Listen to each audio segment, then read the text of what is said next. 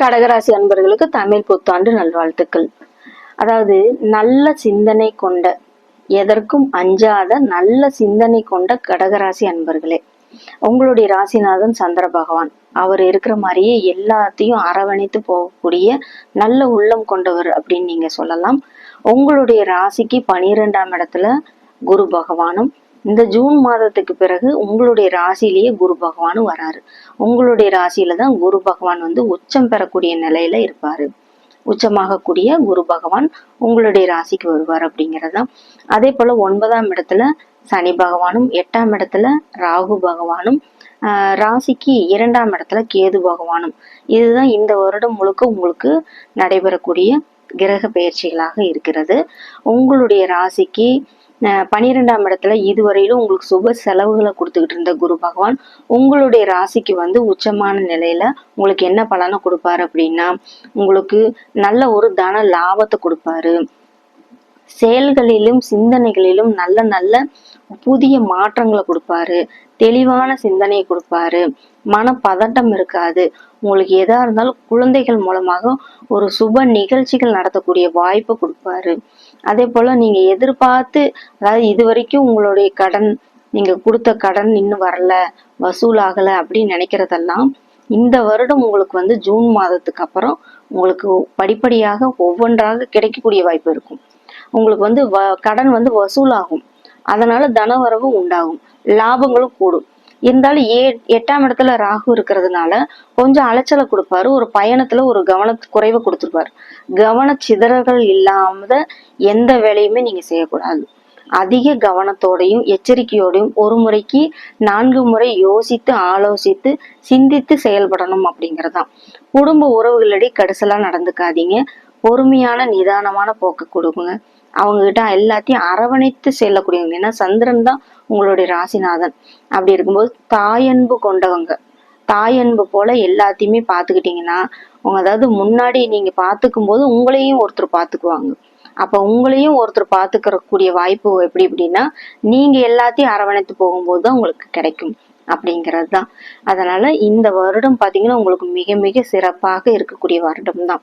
குழந்தைகள் மூலமாக ஒரு சுபகாரிய நிகழ்ச்சிகள் அல்லது ஒரு சுபகாரிய நிகழ்ச்சிக்கு நீங்க முன்னாடி நின்று நடத்தக்கூடிய வாய்ப்பு கண்டிப்பாக உருவாகும். குழந்தைகள் மூலமாக மகிழ்ச்சி பெருகும். குழந்தைகள் உங்களை விட்டு பிரிஞ்சிருக்காங்களா, இந்த தடவை கூடி உங்களோட சேர்ந்து இருக்கக்கூடிய வாய்ப்பு உருவாகும். இதனால அதிக சந்தோஷம், மகிழ்ச்சி, ஒரு இன்ப சுற்றுலா போறது, இந்த மாதிரி வெளியூர் போறது, சம்மரல் சீசனுக்கு நீங்க வெளியில கோடைகால விருப்பங்கன்னு சுற்றுலா போறது, இது மாதிரியான விஷயங்கள்ல கண்டிப்பாக இருக்கும். ஆன்மீக சிந்தனை அதிகமாக இருக்கும். ஆன்மீக சிந்தனையை உருவாக்கிங்க. நீர் பகுதிகளெல்லாம் நீங்க செல்லும் போது கொஞ்சம் கவனமாக இருங்க. நீர்நிலைகள்ல ஒரு அருவியிலேயோ அல்லது கடற்கரையிலயோ நீங்க சென்று வழிபாடு செய்யும்போது அங்க கொஞ்சம் பாத்தீங்கன்னா கொஞ்சம் கவனமாக இருக்கணும் அப்படிங்கறதுதான். அதே போல வெளியூரோ இந்த மாதிரி பயணங்கள்லாம் போகும்போது சாப்பாடு விஷயத்துல நீங்க கவனமா இருக்கும். நேரத்துக்கு தகுந்த சாப்பாடும் சரியான நேரத்துக்கு தூக்கமும் இருக்கணும் அப்படிங்கறதுதான். இது ரெண்டும் இருந்தாலே உங்களுடைய உடல் எல்லாமே ஆரோக்கியமாக இருக்கும் அப்படிங்கறதா. இந்த வருடம் தொழில் சார்ந்த விஷயங்கள்ல மிக மிக நல்ல ஒரு லாபம் கிடைக்கக்கூடிய வாய்ப்பு கண்டிப்பாக உருவாகும். தந்தை வழி உறவுகளாக ஒரு உன்னதமான நிலை ஏற்படும். தந்தை வழி உறவுகள் மூலமாக நீங்கி அவங்க மூலமாக ஒரு தந்தை மூலமாகவும் உங்களுக்கு ஒரு அதாவது ஒரு நன்மை கொடுக்கக்கூடிய வகையில உங்களுக்கு அமையும். சொத்துக்கள் மூலமாக இருந்து வந்த பிரச்சனை நீங்கி அதன் மூலமாக லாபம் கிடைக்கும் அப்படிங்கறதுதான்.